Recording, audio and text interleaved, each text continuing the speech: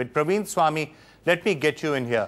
There are a lot of people who would say that paradoxically they were feeling a little more secure a few months back because there was a perception, certainly in India, that the United States, in a sense, had its hand on the trigger and had some idea where all the nuclear material and weapons were and would be able to step in if the worst came to the worst. Now, increasingly, it's looking as if that's not the case. I've never been very certain where that perception came from, because in the US itself, the strategic community was very clear that there was no way they could, so to speak, put the locks on every Pakistani weapon and make sure none would go missing. But I think there's a larger question here, which is far more important than whether than this question of how secure Pakistan's arsenal is, which is what this actually tells us in India about Pakistan's strategic intentions. Pakistan says it faces an existential threat from India and needs its nuclear weapons to defend itself. But what exactly is the Pakistani notion of deterrence?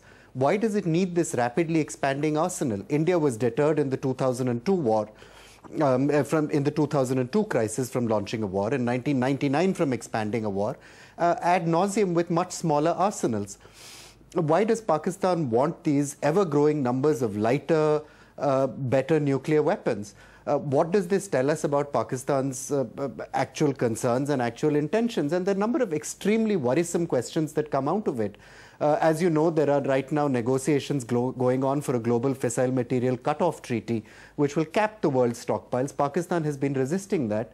And it would be reassuring to hear from Pakistan exactly what it is that would make it feel secure.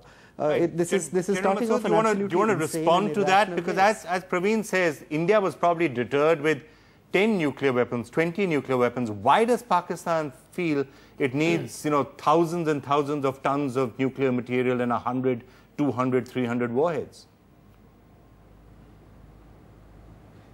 Are you asking me this question? Yes, I'm asking you, sir.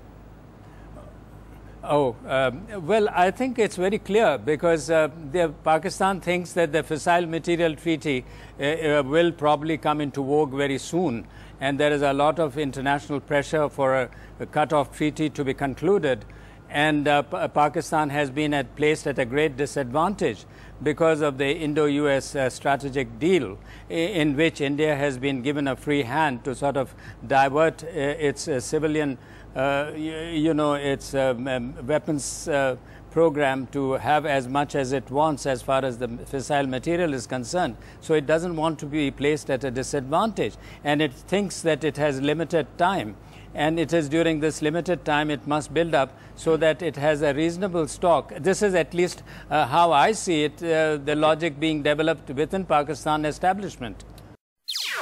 NDTV's cricket app, Android and iPhone. Fastest scorecard, special analysis, and much more. Download free. ndtv.com/apps.